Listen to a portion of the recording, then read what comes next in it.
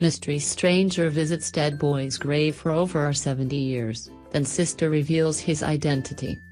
For decades, the idyllic countryside surrounding the Cotswolds has been plagued by a puzzling mystery. It all started back in 1947, when a 12-year-old Boy Scout, Carl Smith, drowned in the sea. The tragedy left a permanent scar on the village, and the boy's parents received hundreds of letters from concerned neighbors.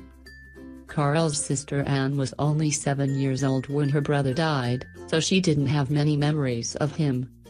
As the years went by, and more of her family departed from the world, and continued to visit Carl's grave. However, she soon noticed that someone else was visiting the burial site too, someone who left personal gifts on her brother's headstone. In the late 1940s, the village of Cheltenham, buried in the heart of the Cotswolds, was shaken. Boy Scout Carl Smith died in a swimming accident while away on a scout trip in Wales, the summer of 1947.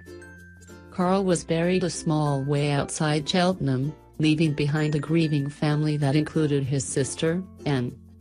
Anne, who was just 7 when her brother died, has continued to visit Carl's grave ever since.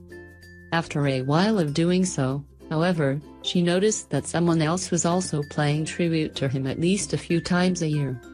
She knew there were no relatives left living who remembered Carl, and yet she would find something different at his grave each time she went. Once there was a pheasant feather on his headstone, another time there was a sheaf of corn. Other times there were personal messages written down. The mystery lasted over 70 years. Despite her unrelenting efforts, Anne was never able to reveal the visitor's identity. She published messages in the local newspaper, attended scout meetings and made public appeals. It seemed like this person would never be found. Was it a former classmate of Carl's? A family friend perhaps? A childhood pal? Whoever it was, Anne believed Carl had to have made a strong impression on them. Why else would they continue to visit a tomb every year for 70 years, leaving small gifts each time? And refused to give up, and eventually got help on the hunt from journalist Camilla Ruse. Ruse dug a little deeper into clues left behind by the handwritten notes at Carl's gravesite.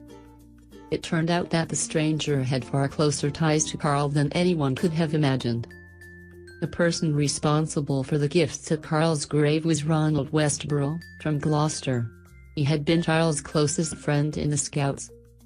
They had even shared the same tent the night before he died, and it was also Ronald who found Carl face down in the sea. What a beautiful and amazing story, even if it does have its foundations in terrible tragedy. It's so nice that Charles' childhood friend never forgot about him, and that he and Anne finally found each other after all those years. Please share this story on Facebook if you were also moved by this interesting tale.